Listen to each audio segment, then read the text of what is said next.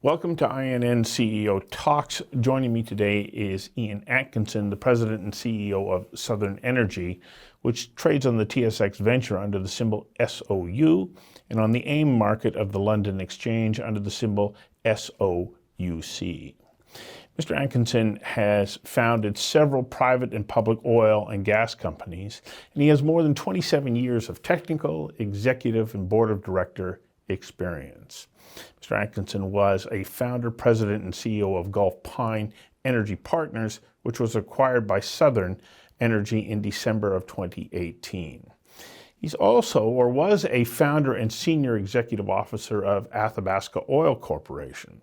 He holds a Master's of Science in Chemical Engineering and an Institute of Corporate Directors designation.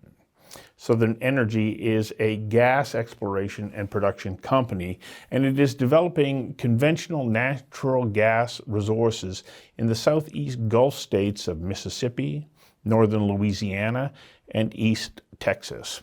The company generates revenue from the sale of natural gas. Ian, welcome. Thank you for joining me. Pleasure. Thanks for having me. You're moving into a very, very interesting and important market as far as the production of a fossil fuel energy source that is considered to be the green alternative.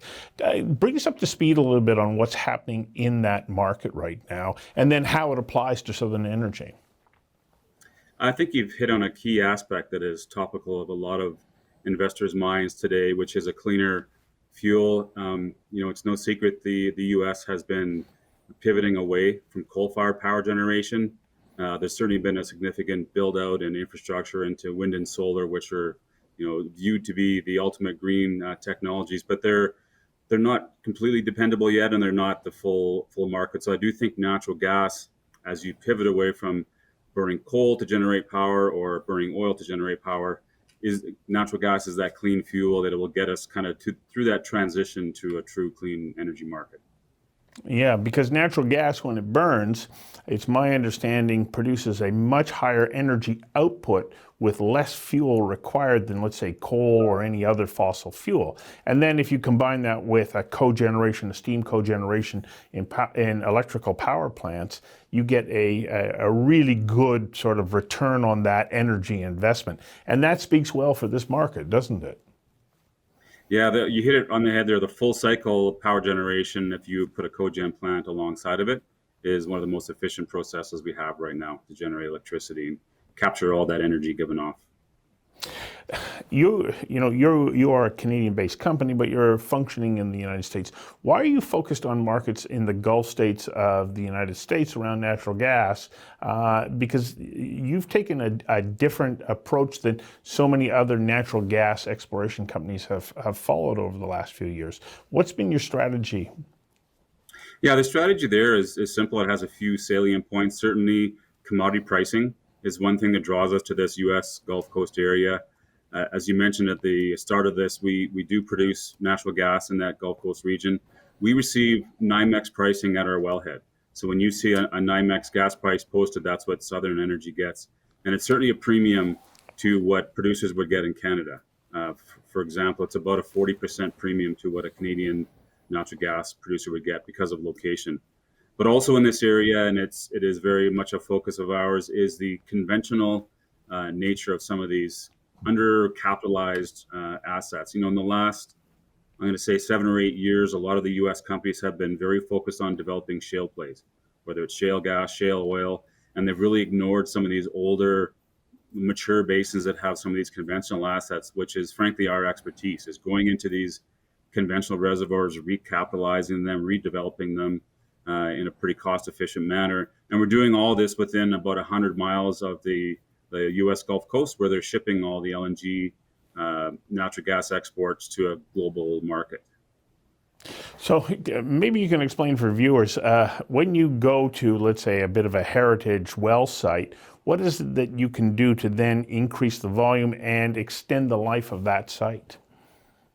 It's really looking at the asset as a whole. We do go into old well bores and recomplete them, try to reconfigure them, try to drop some of the operating costs. But for us, it's actually drilling new wells into those old reservoirs. So in between the old the old vertical wells typically is what we do with horizontal drilling. So you're redeveloping, Oh. recapitalizing that reservoir within infrastructure that has already been bought and paid for several times over. So it's some of the most cost efficient redevelopment capital you can spend as a company. Oh, that's very important, very interesting that you're able, and I think it's great insight to be able to say the infrastructure to deliver the product is already there, so let's just tap into it, and then we can feed it into that market. That also improves your margins, I would imagine. Yeah, it certainly does. And on the capital efficiency standpoint, you get to spend more of your cash flow and capital on drilling those wells versus building out infrastructure and roads and pipelines and gas plants. For us, that money was spent by predecessor companies and is sitting there on the ground with ample room for us to develop our and increase our gas production through that same infrastructure. So it's my understanding that you've gone through a recent financing, and what is going to be the application of those funds, and where do you go from here as a company as you continue to move into this market? That was key for us, and part of our reason for listing on the London Exchange is we do feel we're going to need a significant amount of capital to redevelop these assets. So reaching a more global equity market was important for us. Having completed this equity financing just before the holiday break, we are now kicking off a 3-well horizontal program at our Gwynville asset, which is in central Mississippi. And that is an area where it's a massive size resource that has a low current recovery factor. And we are going back in and drilling horizontal wells with really just technology of the day. So typically how other people would drill horizontals in a reservoir like this. And we expect results from that by late March, early April, as we kick off the drilling program early next week. So what are your long-term objectives for the company? Do you plan on continuing to develop and operate, or do you have other, plans ahead of you, possibly with a merger or an acquisition with a major producer? Well, ultimately, we're a growth company, so we want to grow our cash flow, grow our reserves for shareholders, which should translate into growing our share price. Within our current assets right now, we do have a deep inventory of natural gas drilling, so we call that organic growth. We've put a lofty target out there of reaching over 25,000 barrels of oil a day equivalent of natural gas production. Currently, we're just over 2,000. So those are pretty lofty goals. We feel we can do that within the organic growth opportunities we have, but also in this area, we do see some consolidation opportunities. So to buy more assets like ours, which have they're more, I would call midlife assets, so low decline, but still a lot of redevelopment opportunities within them. And so for the next foreseeable future, 3, 4, 5-year plan, if you want to look at it in that standpoint, with gas prices where they are, we certainly see ourselves growing beyond that 25,000 barrels of oil equivalent per day. So for investors, they would be asking a couple of questions. Do you foresee going back to the market within the next 12 months? And also, from my perspective, why is now the time that I should be really looking at Southern Energy? It's going to be a transformational point of our company's history. I mean, going public in Canada a couple of years ago, going into poor equity markets, certainly there was no incentive for growth as an operating company. That has changed now, and so we see some pretty substantial growth. This 3-well program for us, what we've told investors is don't look at this as a 3-well program and stop. This is really our catalyst to self-funded long-term growth. So it's a perfect time if you're interested in natural gas, specifically with that U.S. price premium. It's a great time to look at Southern Energy as far as a potential investment. Well, and I can't help but think, of course, as you've said, that you're focused on those southeastern states with a regulatory environment that seems to be a little bit more favorable in the permit economy, and then that great infrastructure to get to world markets. It's a good place to be. It is, and if you look at some of the independent organizations that rank jurisdictions around the world to do business in, I think Mississippi, Louisiana are ranked in the top 10 in the world to do business.